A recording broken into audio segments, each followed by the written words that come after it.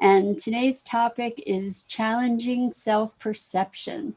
And that's kind of a play on words. But we'll get into that in a little bit. Before we get started, let's take a couple minutes to just settle in and get present. Let's take a deep breath in through your nose and hold it. And imagine clear, crisp oxygen flooding your lungs, flowing into your bloodstream, nourishing every cell, every organ, filling you with vital life energy. And as you exhale, exhale any fatigue, any tension, any stress, any toxicity. And now let's take another deep breath in through your nose and hold it. This time, imagine brilliant bright light lighting up every single cell, every molecule, every electron, and energizing, electrifying, and connecting you with the world beyond. And as you exhale, exhale any remaining fatigue, stress, tension, toxicity. And now let's just gently press our palms together. Really softly rub your fingers against your palms and feel how delicious that sensation is.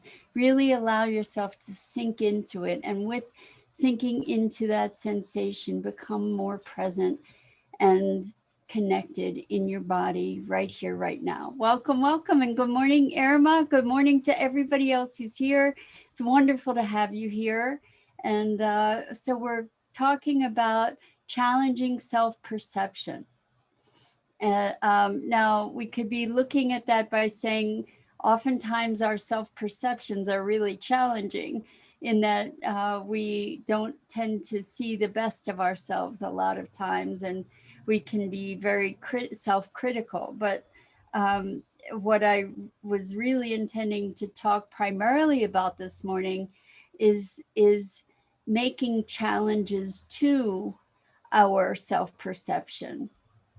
So, and in that arena, when we challenge our perception of ourselves, our idea of ourselves, what we're doing is we are expanding beyond the box within which we confine ourselves and the constraints within which we limit our experience and our potential in a lot of ways. So the reason that I'm talking about this is that a dear friend of mine is an actor and a writer and an improv actor as well, and is teaching an improv class to which they invited me. And initially my response was, improv, why would I want to do improv? And you know, I thought this was really, it was interesting. It was an interesting dynamic because I love this person dearly, and I have seen some of her improv, and she's brilliant and very, very funny, and you know, just extremely talented, and I have deeply enjoyed the experience of that with her. And so I thought about, well, why would I choose to do this? She sent me a couple articles about how improv has really been profoundly impactful for people who are painfully shy, who have social anxiety, who have issues with depression, who have issues with expression, et cetera, et cetera. And the opening up the creative aspect was another part of it. And the thing that really, I think, hit home for me was this notion of being silly and playing. I'm from the time I was a kid, I've always been pretty serious, not goofy, playful for the most part. I have my moments, but for the most part, my perception of myself is that I'm pretty serious. And so when I thought about this, I thought, you know, I've been invoking more play in my life. That's been a conscious call to the universe and to my higher self and to my being to manifest more play, more joyfulness, more freedom, more emotional freedom, expansion in my life. And I realized that the feeling I was feeling kind of intimidated. I observed all the feelings that were coming up when I was thinking about doing improv, and thoughts about looking like an idiot. And it was so interesting to see all this attachment to being serious, being credible, being all these other things, instead of being able to be playful and to be really responsive. And what I realized as I was thinking about this more and more is that, and actually in one of the articles it said, improv is not about being funny. Improv is about being able to respond to the moment. Good morning, Carol. How wonderful to have you joining us. And good morning, Robert. Great to have you back. So we're talking about challenging self-perceptions.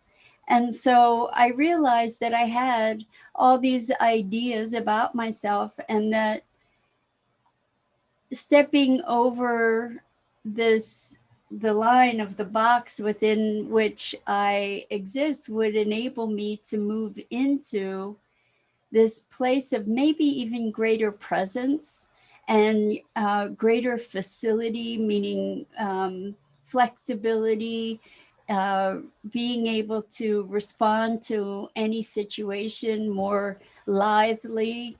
And so while having fun and laughing, because I realize I don't have tons of laughter in my life, and it would be a lot more fun to have that.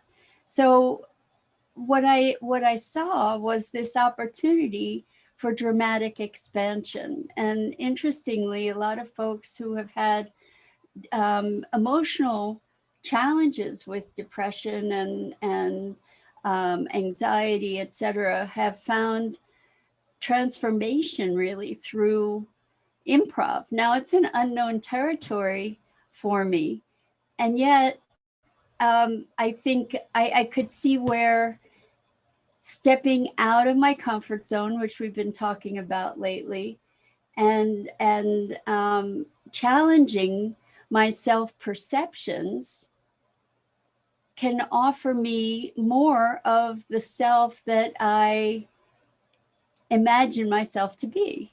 So interesting how by taking deliberate steps to challenge our self-perception, in other words, to take deliberate steps to challenge our limitations.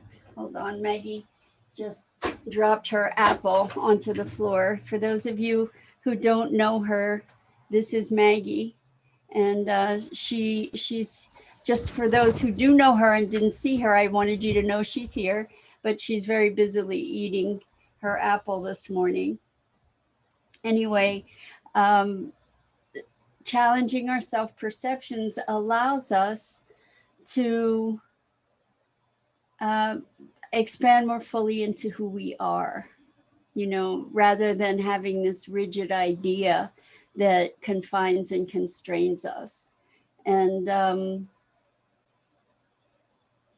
I wonder what kinds of opportunities you've given yourself to challenge those perceptions. So we talked about adult learners the other day, and how as adults we're averse to failure, right? And I think that another way to challenge a self-perception is to learn something new, right? Because if we have this idea, well, I'm not creative, well, then take a painting class, or take a class in drawing, or in any number of other kinds of creative expression type endeavors. Good morning, Rosalind. Wonderful to have you here. So I think that this is a really powerful vehicle for us to explore in challenging our ideas of ourselves. So even if what we're noticing isn't aligned with the way that we would love to be. So as another personal example, Maggie here has actually caused me to challenge some of my perceptions. I've thought I like to think I'm patient and moderated and, you know, able to respond rather than react. Well, she bites me. She bites me a lot. Sometimes she really hurts me. And when she really hurts me, I react. And the more she really hurts me, the more anxious and upset I have gotten. And finding a pathway through that is really challenging, because I find myself like frustrated and angry and hurt, you know, like crazy, all these emotions arise. And we have this dynamic. So, you know, like when she does that, I put her in her cage for a timeout. But meantime, it's been, the way that I register it has been like, wow, I'm not only physically hurt, but somehow there's an emotional thing about being hurt as well. And it looking at that dynamic is challenging my self-perception to say, okay, well, what's going on there? Who am I in this? You know, that I get so primal in response to this little creature who has hurt me. So it's interesting. It's interesting to see how we perceive ourselves, and also how we can challenge our self-perception in order to grow and expand into something more. So as I notice my reactions to the way that she interacts with me, I get to develop new behaviors, right? I get to cultivate new behaviors or new attitudes, new approaches. And I wonder how that shows up for you in your life, how you challenge your self-perception to expand yourself and to become more inclusive, you know, because there's a part of me that has to accept, and that chooses to accept the part that gets really upset around you know, getting hurt and not being able to stop that external input in a way that I would prefer. Let's say I would prefer. I mean, I can stop it by having her be in her cage. I don't want her to have to be in her cage. So we have this back and forth around, you know, who is priority in the moment, I guess.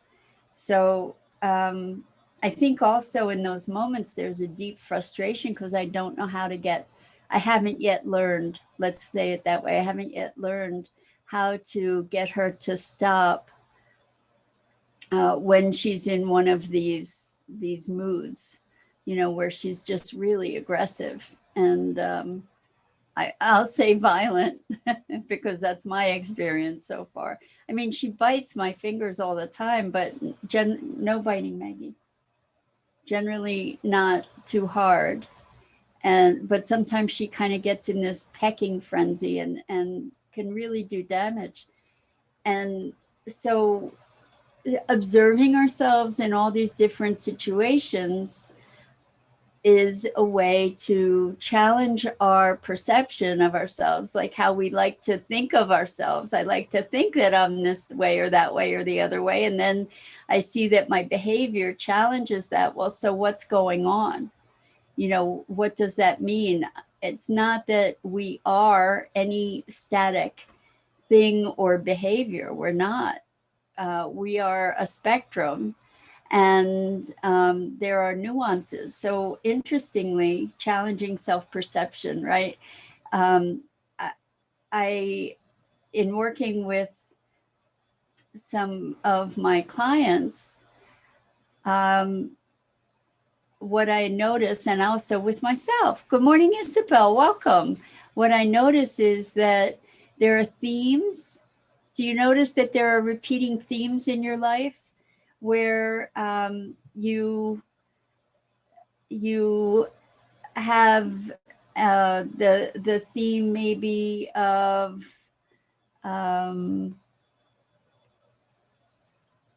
just trying to think. I don't know.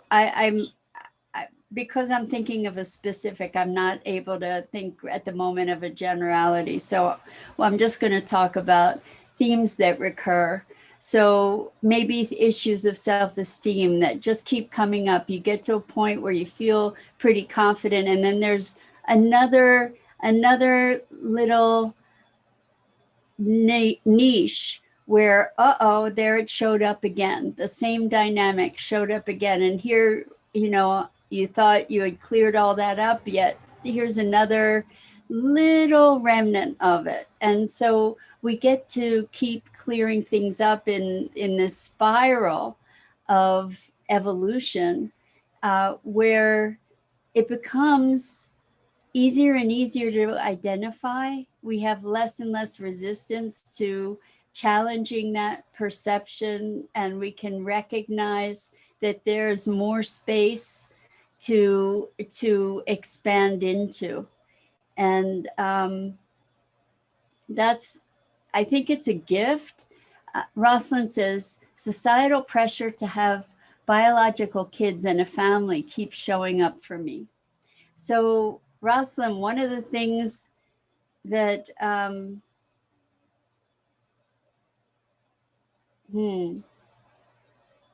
so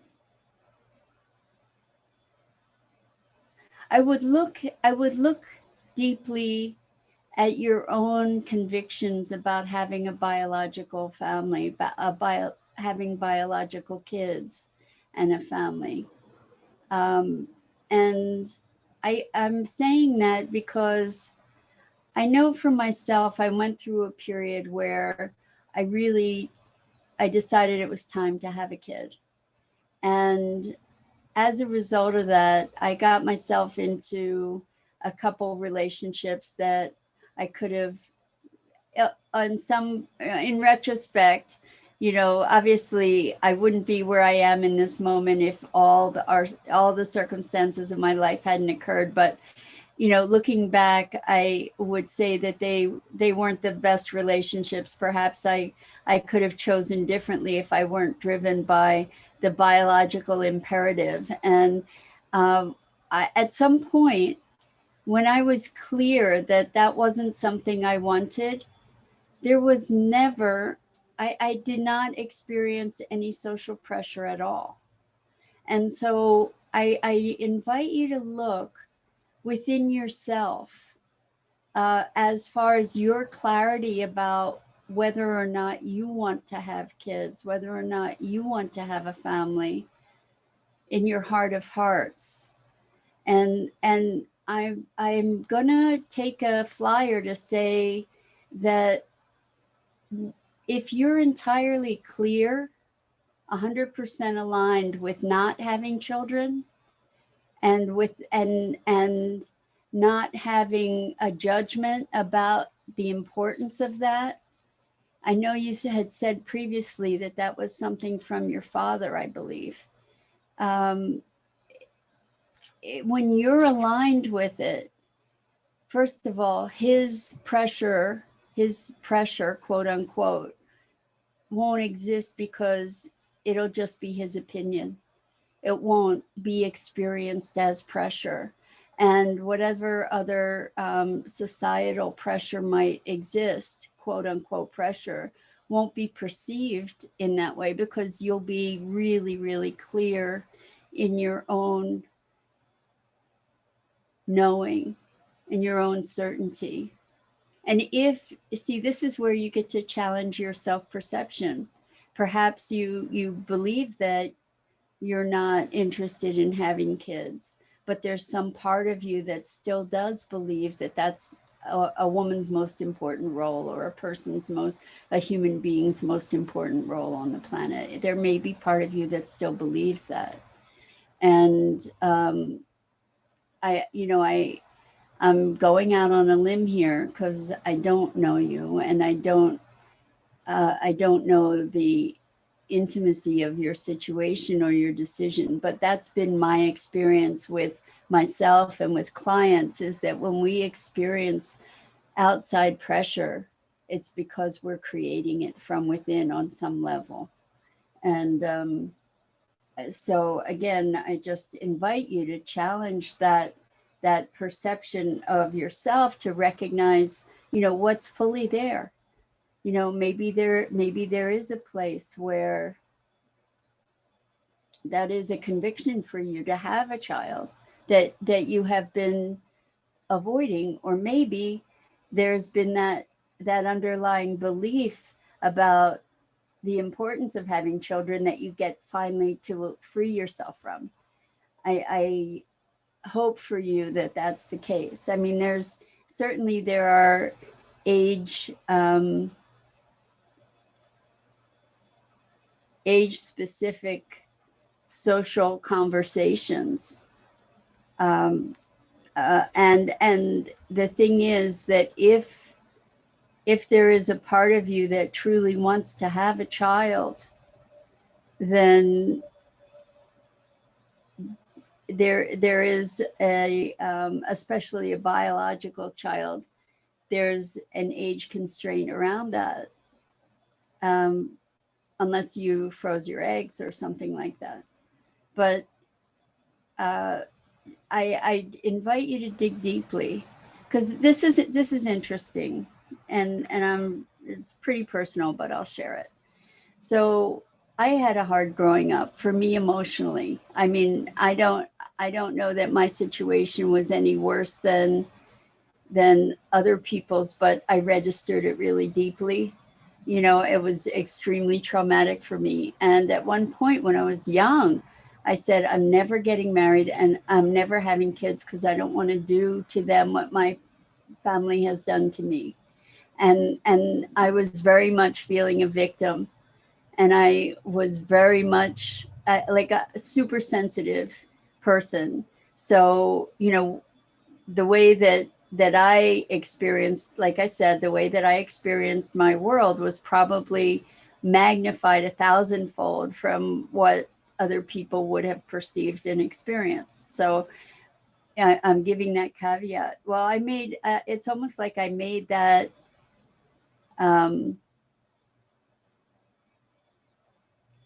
almost like I cast a spell at that time, on myself. And then from the time I was 15, I really wanted to have a child, and which is really interesting, right? And as I got older, I didn't find the right person, and I made that the reason for not having a child. And I have to say that I am very grateful not to have had a child. And at some point, I really became clear that I really didn't want to have a child. I didn't want to have a conventional family, because and really for me in my path, it has served me, because I would never have had the opportunity to grow and evolve and change and make the radical changes in my being, in my way of being, in my lifestyle, in my pursuits, that I have had the opportunity to do as an individual, an independent individual. So, I'm sharing that by way of acknowledgement of what it is to have that kind of drive, that kind of biological imperative kind of thing, and maybe the other side of it or another side of it. And I'm not saying that this is something I advocate for others. It's something that just is my own personal experience. My deepest commitment my whole life has been to awakening and to evolving. And I don't believe, especially based on what I've seen in marriages, even good ones, I don't believe that I would have had the unbounded freedom for growth of the kind that I've made in my life if I had had a more traditional context. So Rosalind says, it's getting easier to letting go over the years. I thought I closed the door on kids already. So I'll keep looking within why this issue keeps popping up its head like the Loch Ness Monster. Well, if it's like the Loch Ness Monster, Rosalind, it's absolutely calling for your attention. And that's it. And it is an internal thing. And Tammy says, hello and welcome, Tammy. Great to have you here. And Rosalind says, thank you for sharing your experience and story and how you move through it. You're welcome. You know, I did not grieve for not having a child. In fact, I think that it's only now in my evolution that I really could be a really, really good mom.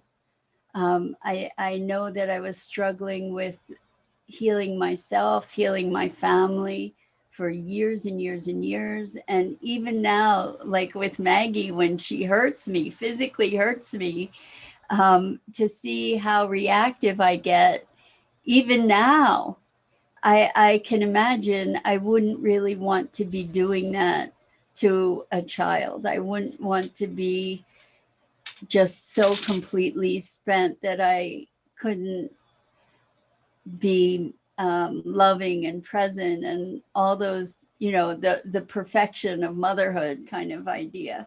So I think that I call young people into my life, and they hold me as a mentor in some cases, which is wonderful, you know, to be able to be there as a as a guide, you know, to share some direction and wisdom in some situations, and that's a real gift that I cherish. But yeah, I think that there are so many ways that we come into our fullness and into our worthiness and our worth in this world. And first of all, know that worthiness and worth is an internal experience, really. It's not based on something external, like whether we have kids or whether we have a big house or whether we have a great job or whether we beg on the street or whether we, you know, our worth. We're all here contributing to this magnificent symphony of life. We're all here contributing our part, and there are myriad expressions of life through expressing itself through us. And I hope, Rosalind, that you can find reconciliation with yourself around this this notion that keeps showing up like a monster. Maybe have a conversation with that monster instead of trying to just conquer it. Maybe you can have a conversation with it. It might have some wisdom for you and some insight. So yeah, it's interesting how our perceptions, challenging self-perceptions, how we have different perceptions at different times of our lives, and we express different parts of ourselves at different times in our lives, and we reprioritize things radically based on where we are in our lives. So the thing about having children, a lot of people try to have children to find fulfillment of some sort or another. And I see that for many people, the greatest achievement they have is their children. And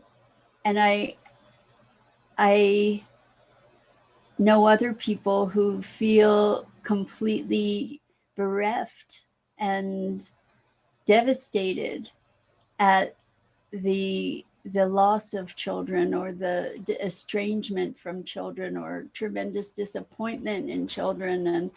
And the thing for me is that when we can raise children as individuals that have their own autonomy,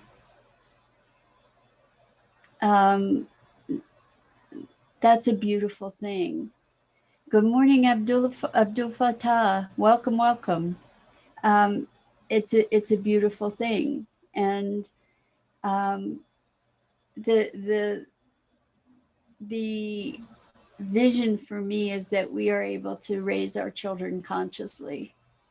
And hello, Pat. Good afternoon to you. That we can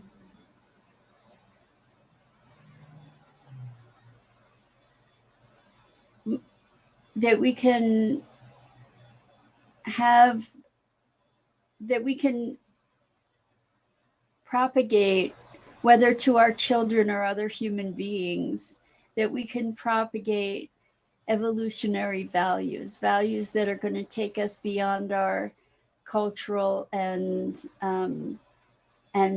hereditary, culturally hereditary and genealogically hereditary patterns, that we can evolve and that we can grow beyond the limited self perceptions that keep us stuck in cycles of despair and destruction globally. You know, that we have this notion of to be able to evolve out of the notion of separation and into a greater, deeper connection and collective awareness, because that's what we need on the planet right now. You know, right now we're facing really, really catastrophic consequences if we don't make radical changes within 10 years, within less than 10 years, globally, as a human race. We have an urgent call to transform our way of thinking, to transform our way of interacting with the world, the way we consume things, the way we try to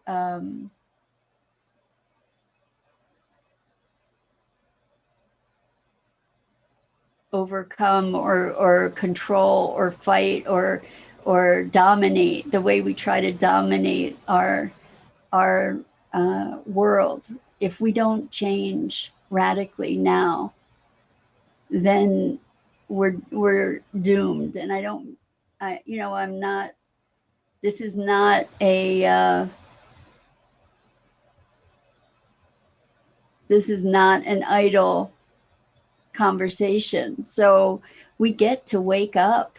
We get to do whatever we need to do to wake up, and to step outside these limited self-perceptions of ourselves in our own little worlds, in our own little boxes, in our own little families even.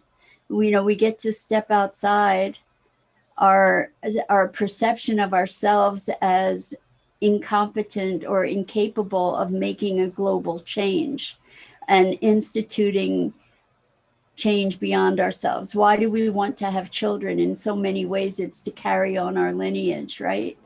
In so many ways, it's to experience an intimacy that we don't know how else to experience. And why else do we have children? To be able to pass on a legacy.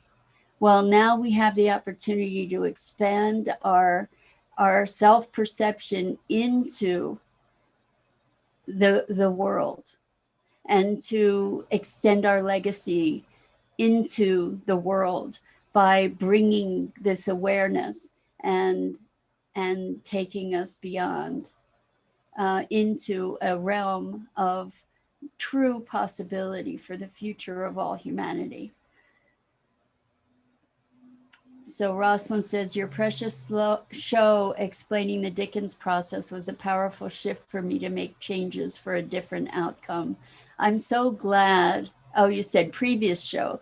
I'm so glad that was powerful for you, Rosalind, because the Dickens process really, really does help us to move beyond our limited self-perception. And that's what we need to do, is to challenge the self-perception that we're limited.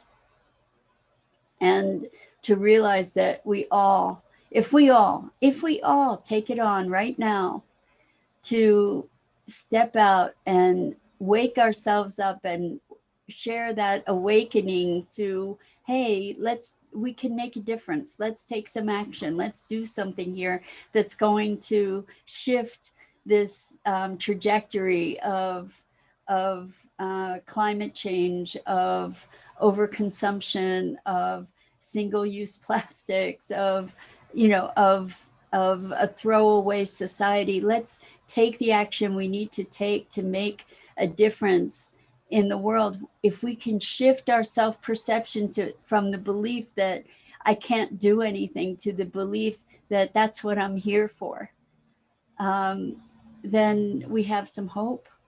We have some hope. And I have hope that you are part of that hope and part of that solution.